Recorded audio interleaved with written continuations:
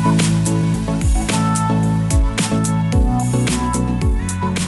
hello everyone and welcome back to the lecture series by Yasir Ali classes exclusively for your 11th entrance and my name is Sabur Ahmed Khan. I am teaching you economics. हम लोगों ने एक chapter complete कर लिया है economics का और हम लोगों ने पीवाईक्यूज भी देखे थे। उसके बाद हम लोगों ने पीपल एज रिसोर्सेज शुरू किया था और पीपल एज रिसोर्स का आपको स्टार्टिंग के पार्ट्स मिल गए होंगे यूट्यूब पर। ये हमारा आई गेस फोर्थ पार्ट है पीपल एज रिसोर्स का, if I am right. Okay, और आज हम लोग पढ़ने वाले हैं। कल हम लोगों ने क्या पढ़ा था? कल हम लोगों ने इससे पहले पढ़ा था कि क्वालिटी ऑफ पॉपुलेशन कैसे डिसाइड होती है, मतलब किसी कंट्री की पॉपुलेशन की क्वालिटी अच्छी है और किसी कंट्री की क्वालिटी पॉपुलेशन की क्वालिटी खराब है। इन दोनों में डिफरेंस क्या होता है? बेसिकली मेजर डिफरेंस मैंने आपको बताया था कि जो लोग ज्यादा पढ़े लिखे होते हैं, जिनकी लिटरेसी लेवल बहुत ज्यादा हाई होती है, जो एजुकेटेड होते हैं, जो हेल्दी लोग होते हैं, जो वेल ट्रेंड होते हैं, जिनको मेडिकल केयर अच्छी मिली होती है, ये सारी चीजें मिलकर डिसाइड करती हैं क्वालिटी ऑफ पॉपुलेशन कैसी है। फॉर एग्जाम्पल एक कंट्री लेता हूं मैं जिसके लोग के लिटरेसी लेवल कम है, वो पढ़े लिखे कम है, और on the other hand on the same side उन लोगों को मेडिकल केयर भी अच्छी नहीं मिली है, तो वो लोग क्या कहलाएंगे? वो क्वालिटी कैसी होगी उन लोगों की? ऑब्वियसली उनकी क्वालिटी थोड़ी कम होगी as a population. On the other hand अगर आप एक ऐसी कंट्री इमेजिन करके देखते हैं जैसे कि आज की डेवलप कंट्रीज हैं, जहां पे वो लोग ज्यादा लिटरेट हैं, ज्यादा पढ़े लिखे हैं, they are earning good because they are well educated people, and on the same side उनको अच्छी मेडिकल केयर भी मिली हुई है, तो वो लोग क्या हो जाएंगे? बेटर क्वालिटी ऑफ पॉपुलेशन हो जाएगी उनकी। यही फर्क होता है किसी भी कंट्री की अच्छी होना क्वालिटी ऑफ पॉपुलेशन और खराब होना। कल हमने एक टॉपिक शुरू किया था जिसमें हम एजुकेशन के बारे में पढ़ रहे थे कि एजुकेशन का क्या रोल रहा है क्वालिटी ऑफ पॉपुलेशन में, एजुकेशन कैसे वेरी कर रही है, मतलब इंडिया में पहले क्या हाल था एजुकेशन का, पहले लिटरेसी लेवल कैसे थे, बाद में लिटरेसी लेवल कैसे आए थे। मैंने आपको एक चार्ट भी दिखाया था, यहाँ पे एक चार्ट था, इस चार्ट में हम लोगों ने ये सारी चीज देखी थी कि पहले लिटरेसी कितनी कम थी इंडिया की, है ना, और फिर उसके बाद अचानक से नहीं, धीरे धीरे लिटरेसी बढ़ती चली गई। फिर हमने देखा था कि फीमेल लिटरेसी आज भी कम है मेल लिटरेसी से, मतलब औरतें फीमेल आज भी कम पढ़ी लिखी होती हैं एज कम्पेयर टू मेन। इसका रीजन हमने पहले चैप्टर्स में ये भी पढ़ा था कि उन लोगों को बचपन से ही अच्छी एजुकेशन नहीं दी जाती है, बॉयज को प्रेफर करा जाता है कि बॉयज को अच्छी एजुकेशन दी जाए, so they will earn bread for us, वो हमारे लिए पैसे कमा के लेकर आएंगे। फिर हम लोगों ने देखा कि गवर्नमेंट क्या क्या काम कर रही है एजुकेशन के लिए।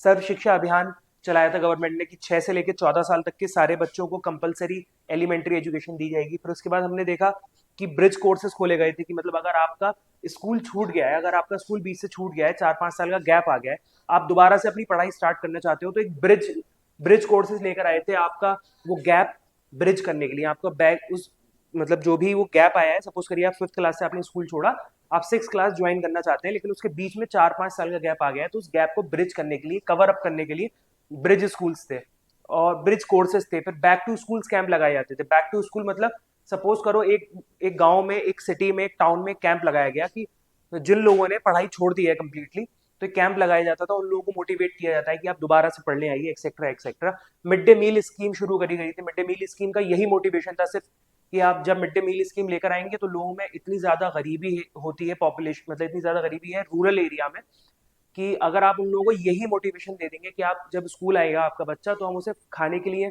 फ्री 2 वक्त का 1 वक्त का खाना देंगे, तो इससे मोटिवेट होकर बच्चा स्कूल आता है। ये सारी चीजें हमने पढ़ी थी।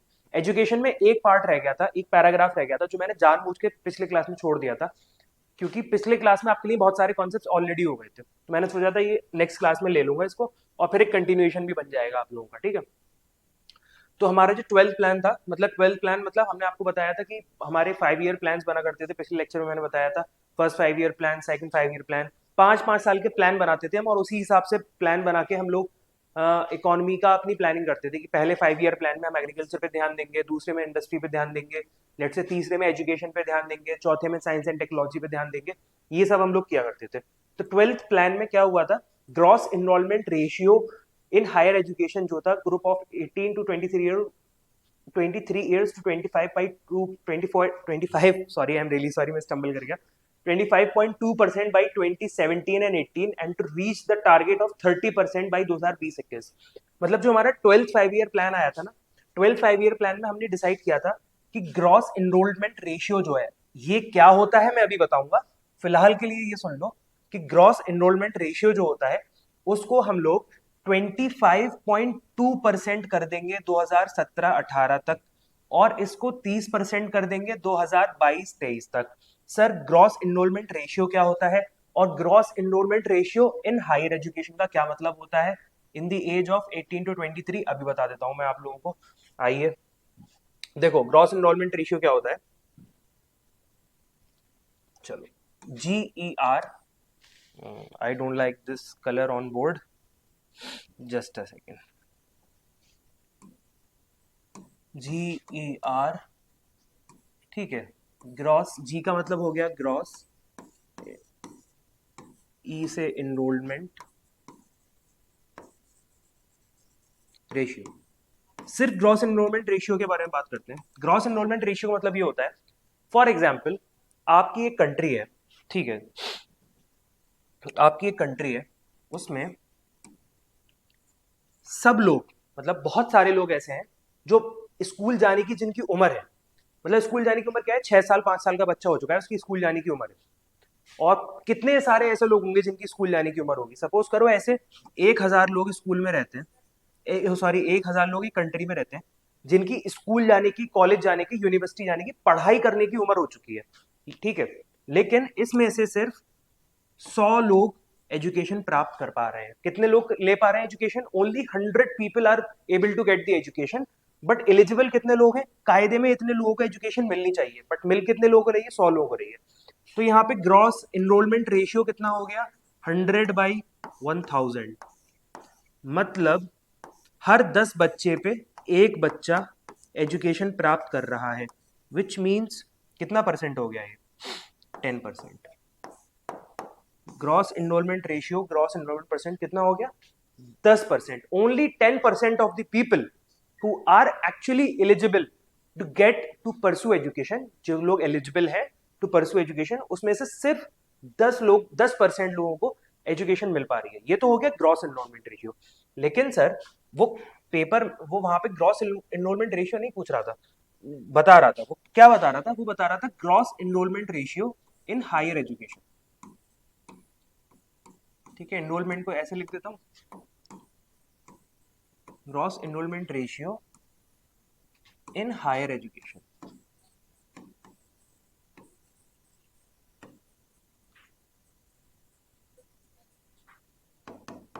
इन हायर एजुकेशन, हायर एजुकेशन में क्या मतलब है सर? हायर एजुकेशन का मतलब सर कॉलेज के 11th 12th के बाद की पढ़ाई, जैसे 10th 11th 12th, this is considered as your schooling, and उसके बाद क्या होता है आपकी कॉलेज आती है। Higher education means your college वाली पढ़ाई जो होती है, मतलब 18 से 23 साल के जो लोग होते हैं वो एलिजिबल होते हैं। 18 से 23 साल के बीच में आप लोग कॉलेज में जाते हैं, तो 18 से 23 साल के कितने बच्चे इस कंट्री में रह रहे हैं? इस कंट्री में 18 से 23 साल के बीच के 100 बच्चे रह रहे हैं, मान लेते हैं हम 100 बच्चे रह रहे हैं 18 से 23 साल के बीच के। यही वो लोग हैं जो एलिजिबल है हायर एजुकेशन के लिए, ठीक है। इनमें से कितने लोगों को असल में हायर एजुकेशन मिल पा रही है? लेट से 20 लोग इसमें से हायर एजुकेशन ले पा रहे हैं। 100 लोग जो एलिजिबल है हायर एजुकेशन के लिए, उसमें से सिर्फ 20 लोग एजुकेशन ले पा रहे हैं। तो कितना हो गया इनका? 20/100 इंटू 100, 20%। मतलब only 20% people who are eligible to get the higher education in a country, out of them only 20% people are getting education। समझ में आया आपको ये वाली बात? तो हमारी सरकार ने क्या कहा था? हमारी सरकार ने ये कहा था, एक प्लान बनाया था 12 5 ईयर प्लान में, कि 2017-18 तक आते आते हम 25%, 25.2% कर देंगे gross enrolment ratio in higher education. मतलब 100 लोग अगर हमारी कंट्री में मौजूद होंगे 18 से 23 साल के बीच के, तो उसमें से एटलीस्ट 25 बच्चों को हम हायर एजुकेशन में इनरोल कराएंगे। मतलब हमारा मोटिव ये होगा कि वो कहीं ना कहीं उनका एडमिशन हो और कहीं ना कहीं वो पढ़ रहे हो, ठीक है। फिर क्या टारगेट था कि 2020-21 तक हम इसको 30% कर देंगे। अब देखो ऐसा क्यों करा जा रहा है? पहले तो ये होता है कि आप प्राइमरी स्कूल में एडमिशन ले पाए। आपको पता है इंडिया में क्या रहता है, अगर इंडिया में 10 बच्चे, मतलब 100 बच्चे प्राइमरी स्कूल में एडमिशन ले रहे हैं, तो उनमें से आधे भी हायर एजुकेशन में नहीं जा पाते हैं, और फर्दर मास्टर्स करने के लिए, MBA MA करने, MCOM वगैरह ये सब करने के लिए 10% से भी कम बच्चे पहुंच पाते हैं उस लेवल तक, मास्टर्स के लेवल तक। तो पहले तो हमारा ये प्लान है कि एटलीस्ट हायर एजुकेशन तो दिलवा पाए हम उन बच्चों को। 30% बाई 2021 करने के हमने मतलब हम लोगों ने एक प्लान बनाया था हमारी सरकार ने। स्ट्रैटेजी क्या थी? The strategy focuses on increasing the access, quality, adoption of state specific curriculum modification.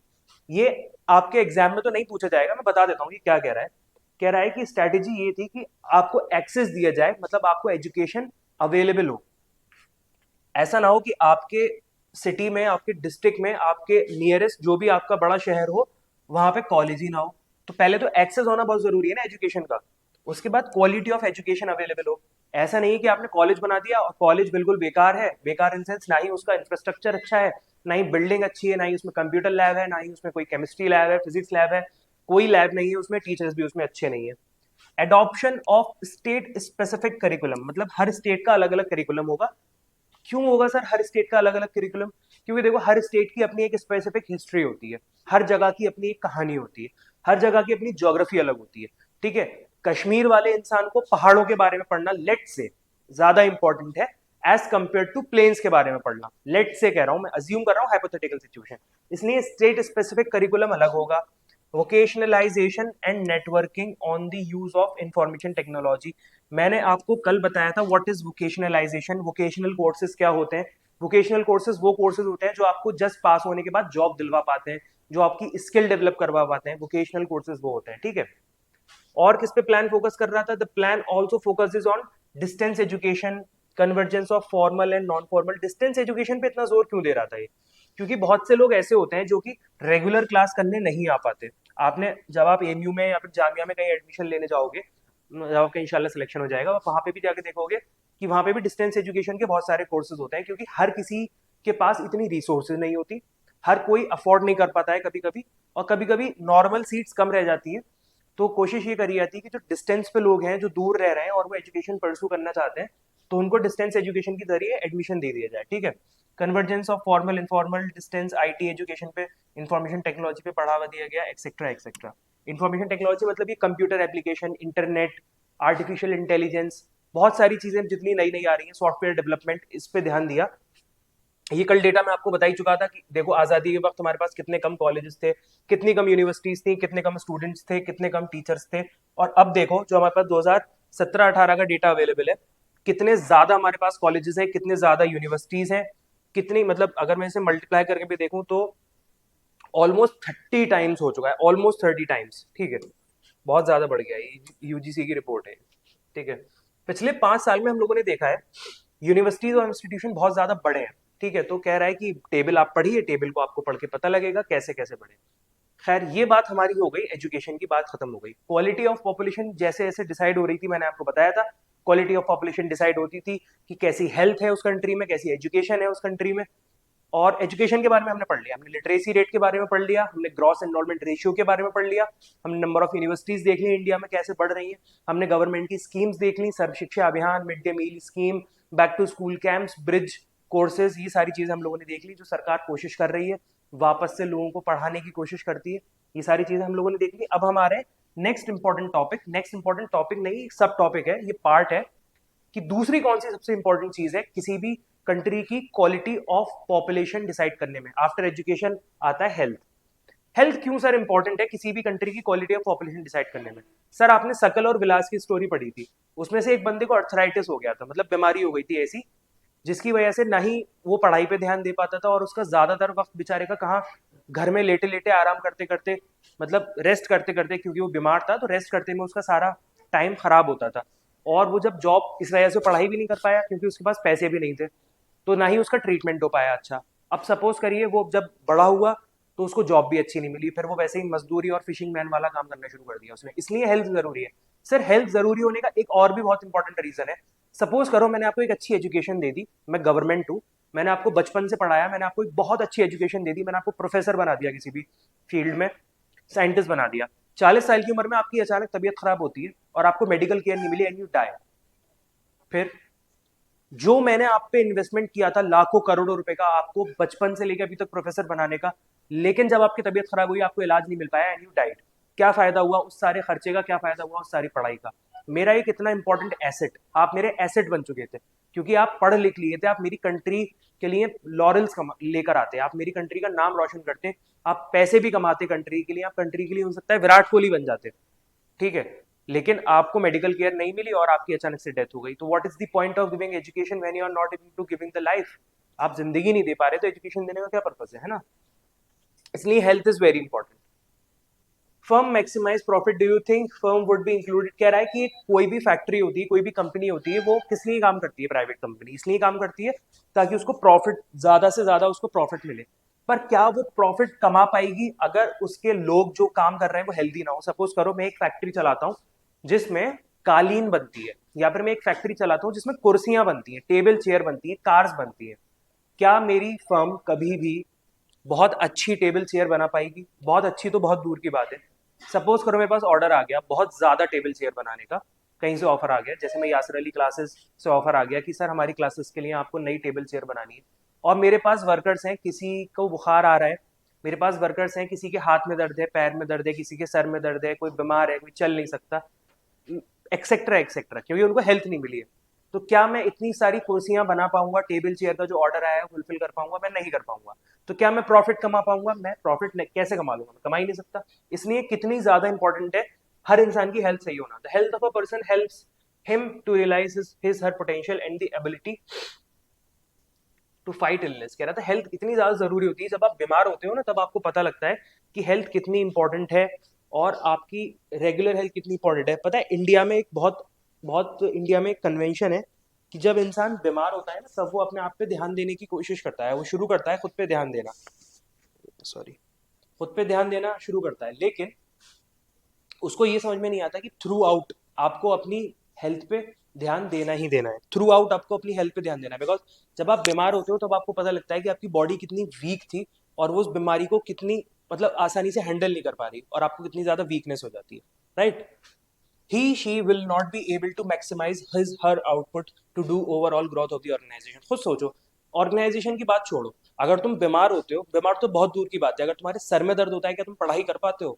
क्या तुम उस लेवल की पढ़ाई कर पाते हो जिस लेवल की पढ़ाई तुम तब कर पाते जब तुम्हारी बॉडी बिल्कुल ठीक होती, तुम्हारे सर में दर्द नहीं होता? कर पाते? बिल्कुल नहीं कर सकते ना। इसीलिए he she will not be able to realise and maximise her output. तो मैक्सिमम आउटपुट कैसे दे पाओगे अगर if you are not well? Indeed health is an indispensable basis for realising one's wellbeing. Indispensable का मतलब क्या होता है?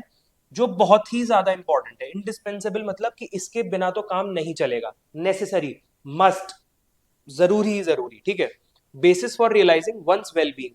अगर आपके पास हेल्थ नहीं है तो आप वेल बींग नहीं मान सकते। आपके पास बहुत सारा पैसा है, you are good looking, you have car, you have luxury, but if you don't have health तो आप ये नहीं मान सकते दैट यू आर वेल। आप वेल नहीं है। Henceforth improvement in the health status of the population has been the priority of the country. इसीलिए हमारी कंट्री की वन ऑफ द प्रायोरिटीज रही है कि हम हेल्थ अच्छी से अच्छी दे पाए अपनी कंट्री को। Our national policy to aims at improving the accessibility of the health, family welfare and nutrition etcetera etcetera. जो इसमें बात लिख रही है वो ये कह रहा है कि हमारी कंट्री की जो नेशनल हेल्थ पॉलिसी है ना उसमें भी ये बात करी जाती है कि हम कैसे लोगों को अच्छी हेल्थ केयर दे पाए। एक्सेसिबिलिटी ऑफ हेल्थ केयर मतलब अच्छी हेल्थ केयर एक्सेसिबल हो, मतलब आपके घर के पास hospital, clinic etcetera etcetera available हो। और ज्यादा फोकस किस पे रखा गया है? अंडर प्रिविलेज लोगों पे। कौन से अंडर प्रिविलेज लोग? वो लोग जिनके पास इतना पैसा नहीं है कि वो प्राइवेट जगह जाके प्राइवेट हेल्थ ले पाए। फॉर एग्जाम्पल अगर आपकी तबीयत खराब होती है and if you are doing well, मतलब आप अच्छा खासा आपके पास पैसा है, तो यू कैन गो डायरेक्टली और आप जाके किसी भी private clinic, private doctor, private hospital को दिखा सकते हो। But if you are from the humble background, from the मतलब मॉनिटरीली फाइनेंशियली अगर आपका बैकग्राउंड हम्बल है, पैसे की कमी है, तो उन लोगों के लिए खास करके ध्यान दिया है सरकार ने कि जो अंडर प्रिविलेज लोग हैं उन लोगों को एटलीस्ट अच्छी फैसिलिटीज मिले। जैसे कि अब आप देखते होंगे, मतलब शायद आपने देखा होगा, नहीं देखा होगा, आपके गांव शहर हर कहीं, हर मोहल्ले में या फिर एक दो तीन मोहल्लों के बीच में एक प्राथमिक मुझे हिंदी का टर्म याद नहीं आ रहा, प्राइमरी हेल्थ क्लिनिक होती है, पीएचसी बोलते हैं उसको, है ना, प्राइमरी हेल्थ क्लिनिक। हिंदी का नाम अब भी याद नहीं आ रहा, शायद मेरे जुबान पे था। और डिस्ट्रिक्ट में एक हॉस्पिटल होता है, छोटा हॉस्पिटल होता है, और स्टेट लेवल पे एक बड़ा हॉस्पिटल होता है। For example Jawaharlal Nehru medical college, let say AIIMS, all India institute of medical sciences, Maulana Azad etcetera etcetera, बहुत सारे होते हैं, ठीक है? प्राइमरी हेल्थ क्लिनिक्स तो होती हैं। ये इसलिए होती हैं so that the people who are under privilege, who are not able to afford the quality health, उन लोगों को डायरेक्ट से क्या मिल जाए? उन लोगों को अच्छी हेल्थ केयर मिल जाए। Over the last 5 decades, India has built a vast health infrastructure and has also developed the manpower required at primary, secondary, tertiary sector in government as well as in the private sector. कह रहा है पिछले 5 decades में, मतलब पिछले 50 साल में, अब तो ये थोड़ा सा पुराना एडिशन है एनसीईआरटी का, मतलब पिछले 60 साल में इंडिया ने बहुत अच्छा इंफ्रास्ट्रक्चर बनाया। इंफ्रास्ट्रक्चर में क्या क्या आता है? इंफ्रास्ट्रक्चर में लेट से आपके अच्छे हॉस्पिटल्स बनाए गवर्नमेंट ने, अच्छी आपकी लेबोरेटरीज बनाई जहाँ पे आपके टेस्ट हो सकते हैं, अच्छे गवर्नमेंट कॉलेजेस बनाए जहाँ से अच्छे डॉक्टर्स निकल सकते हैं, for example all India institute of medical sciences, Safdarjung, etcetera etcetera, Jawaharlal Nehru medical college. उसके अलावा गवर्नमेंट ने बहुत अच्छी मैन पावर भी तैयार करी है, मैन पावर या वुमेन पावर कुछ भी कह सकते हैं, फॉर एग्जाम्पल अच्छा पैरामेडिकल स्टाफ, अच्छे नर्सेज, ठीक है, और अच्छा डॉक्टर का स्टाफ प्लस अच्छा सपोर्ट स्टाफ, ये सब किया है। और अभी आपने देखा होगा कि कोविड में बहुत ज़्यादा ऑक्सीजन की कमी हुई थी, ड्यूरिंग द सेकंड वेव बहुत ज़्यादा ऑक्सीजन की क्राइसिस थी, बहुत ह्यू एंड क्राई हो रही थी कि ऑक्सीजन नहीं है। उसमें गवर्नमेंट ने उसके बाद क्या करना शुरू किया, ऑक्सीजन प्लांट्स भी अब लगवाना शुरू कर दिए, ऑब्वियसली, जो कि इस एनसीईआरटी में नहीं लिखा हुआ होगा, बिकॉज ये एनसीईआरटी पहले की पब्लिश्ड है। Okay, These measures which have been adopted have increased the life expectancy over 68.3 years. Life expectancy क्या होती है, ठीक है, अभी हम यहाँ पे नीचे आएंगे तो उसमें मैं आपको अच्छे से समझाऊंगा, ठीक है। इन्फेंट मोर्टेलिटी रेट, मतलब जो छोटे बच्चे होते हैं जिनकी डेथ हो जाती है, इन्फेंट मोर्टेलिटी रेट, इन्फेंट का मतलब छोटा होता है, has come down from 147 in 1959 to 34, मतलब पहले 147, जस्ट अ सेकंड मैं आपको एक चीज दिखा देता हूँ।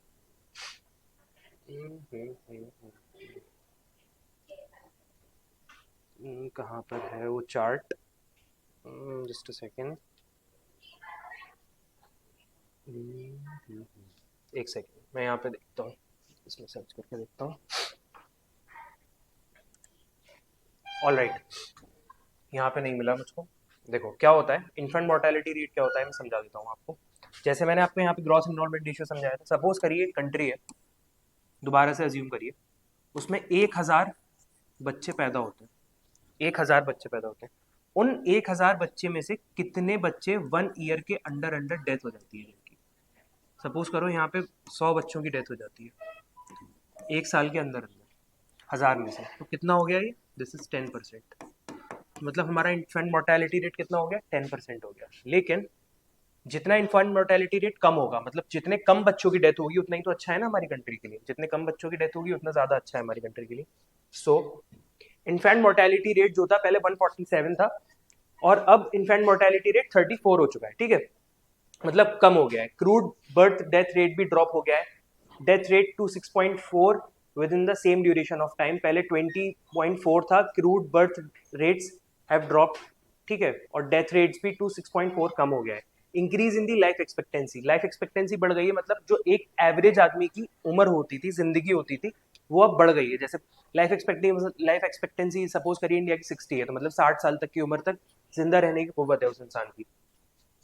Okay, increase in future progress of the country, increase in longevity of the life, ये सारी चीजें क्या इंडिकेट करती हैं, इन्फेंट मोर्टेलिटी रेट का कम होना, मतलब कम बच्चों की डेथ होना, लाइफ की लॉन्जेविटी बढ़ना, मतलब लोगों का ज्यादा जिंदा रहना, लाइफ एक्सपेक्टेंसी बढ़ना, ये सारी चीजें क्या इंडिकेट करती हैं, गुड क्वालिटी ऑफ लाइफ, कि आप अच्छी जिंदगी जी रहे हैं और आप में सेल्फ कॉन्फिडेंस होगा। फॉर एग्जाम्पल, अगर मैं ये अज्यूम कर लूँ कि मैं किसी कंट्री में जाऊं और मैं ये बता दूं जब भी आपकी तबीयत खराब होगी you will get best medical care, तो इंसान कितना खुल के जी पाएगा, वो इस डर में नहीं जी पाएगा ना हमेशा कि यार सपोज करो मेरी तबीयत खराब हो गई, फिर मेरी डेथ हो गई तो फिर क्या होगा, हमेशा इस डर में जीने से बेटर है कि वो खुल के जिएगा, ठीक है।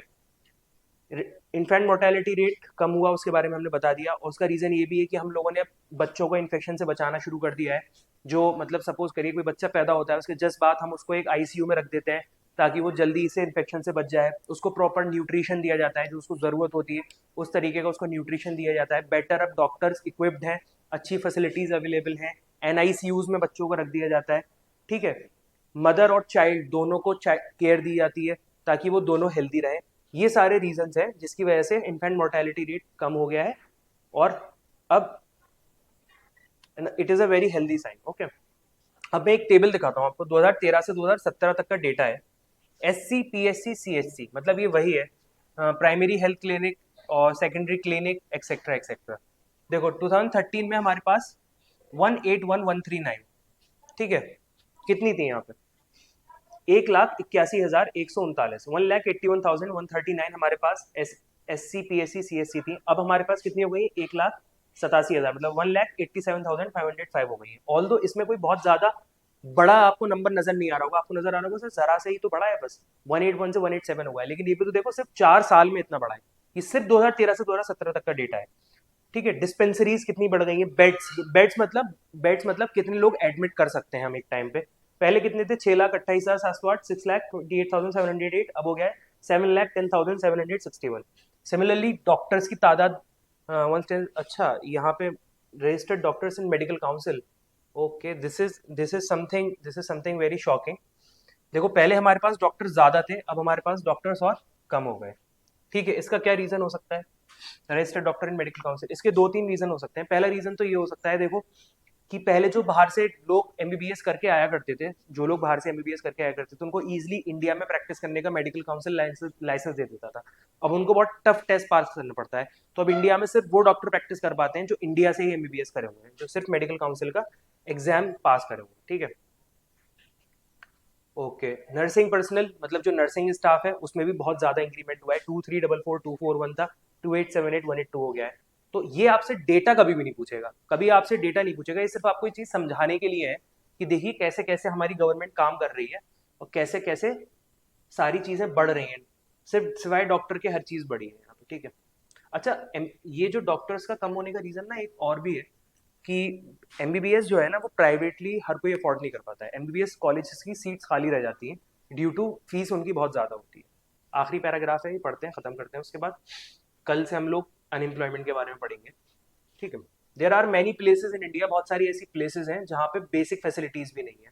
381 मेडिकल कॉलेज है इंडिया में एंड 301 डेंटल कॉलेज है। ठीक है, क्या रहा है, कह रहा है कि आप ये फिगर देख रहे हैं, इस फिगर में आपको लग रहा हो कि हमारे पास बहुत सारे हॉस्पिटल बेड्स, बहुत सारे डॉक्टर्स हैं, बहुत सारा मेडिकल स्टाफ है, बहुत सारी क्लिनिक्स हैं, बट आज भी इंडिया में बहुत सारी ऐसी जगहें हैं, बहुत सारी ऐसी जगहें हैं जहाँ पे बेसिक फैसिलिटीज अवेलेबल नहीं है। मतलब कई सारी ऐसी जगहें, फॉर एग्जाम्पल मैं आपको पर्सनल एग्जाम्पल बताता हूँ। आफ्टर कोविड मैं एक बार मनाली घूमने गया था, तो वहाँ पे मुझे एक लोकल विलेजर्स मिले, मैंने उनसे पूछा यहाँ पे क्या क्या मतलब हाल है यहाँ पे कोविड का, तो उन्होंने कहा यहाँ पे तो कोई कोविड नहीं है, दिल्ली में तो हमने सुना सब मर गए। तो मैंने कहा नहीं ऐसा नहीं है, सब मरे नहीं है, मतलब हाँ काफी बुरा हाल रहा था, बट आप लोगों के यहाँ कोविड नहीं आया? उन्होंने कहा नहीं हमारे यहाँ कोविड नहीं आया, पहाड़ों के साइड पे, और अगर हमारे यहाँ कोविड आ जाता ना तो हम सब खत्म हो जाते, क्योंकि हमारे आसपास कोई अस्पताल ही नहीं है, कोई हॉस्पिटल नहीं है, कोई डॉक्टर की दुकान नहीं है। उनका ये कहना था कोई डॉक्टर की दुकान नहीं है। तो कुछ जगहें ऐसी हैं जो आज भी बैकवर्ड हैं, जहाँ पे आज भी बेसिक फैसिलिटीज अवेलेबल नहीं है। ठीक है, just four states like Andhra Pradesh, Karnataka, Maharashtra and Tamil Nadu have the maximum number of colleges. जितने भी कॉलेजेस आपको नजर आ रहे हैं ना, 381 मेडिकल कॉलेज, 301 डेंटल कॉलेजेस, ये 4 स्टेट में ही है सबसे ज्यादा कॉलेजेस। ऐसा नहीं है कि 381 कॉलेजेस हैं तो पूरे इंडिया में बराबर से बटे होंगे, कि 381 है तो 10-15 यूपी में भी होंगे, 15-20 यहाँ भी होंगे। 4 स्टेट में सबसे ज्यादा मेडिकल कॉलेजेस हैं। अब सपोज करो जहां ज्यादा मेडिकल कॉलेजेस हैं वहां से ज्यादा डॉक्टर्स निकलते होंगे, और जहां से ज्यादा डॉक्टर्स निकलते होंगे वो ज्यादा डॉक्टर्स प्रैक्टिस करते होंगे, उनके पास ज्यादा डॉक्टर्स होंगे, हर मोहल्ला हर क्लिनिक में हर छोटे छोटे इलाके में एक डॉक्टर अवेलेबल होगा, किसी की तबीयत खराब होगी दिखा सकता है। लेकिन आज भी ऐसे इलाके हैं, for example of Bihar, example of Chhattisgarh, कि यहाँ पे बहुत दूर दूर पे क्लिनिक्स अवेलेबल हैं, बहुत लंबे डिस्टेंस पे हॉस्पिटल्स अवेलेबल हैं। तो अगर किसी की तबीयत खराब होती है, कोई ज्यादा बीमार हो जाता है, तो आज भी लोग पूरी दूर दूर से दिल्ली आते हैं, क्योंकि दिल्ली में एम्स, सफदरजंग, ये सारे हॉस्पिटल्स हैं। ठीक है, हम लोग इसको कवर यहाँ पे खत्म करते हैं, कल से नेक्स्ट लेक्चर से हम लोग अनएम्प्लॉयमेंट स्टार्ट करेंगे। ओके, देखेंगे हम कि एम्प्लॉयमेंट का कितना बड़ा रोल है किसी भी कंट्री की क्वालिटी ऑफ पॉपुलेशन डिसाइड करने में, क्यों एम्प्लॉयमेंट जरूरी है। क्योंकि आप अच्छी हेल्थ, अच्छी एजुकेशन असल में ले तभी पाओगे जब आपके पास पैसा होगा। पैसा कहाँ से आता है? जॉब से। जॉब मतलब एम्प्लॉयमेंट। तो एम्प्लॉयमेंट का, अनएम्प्लॉयमेंट का क्या असर है क्वालिटी ऑफ पॉपुलेशन पे, ये हम नेक्स्ट लेक्चर में पढ़ेंगे। If you like this lecture so please hit the like button. If you find something interesting, if you find that that should be added in this lecture, please write down in the comment section. I will make sure ki we will add that thing in the next lecture. Thank you for following this series and keep following if you want to crack 11th entrance. Take care, see you.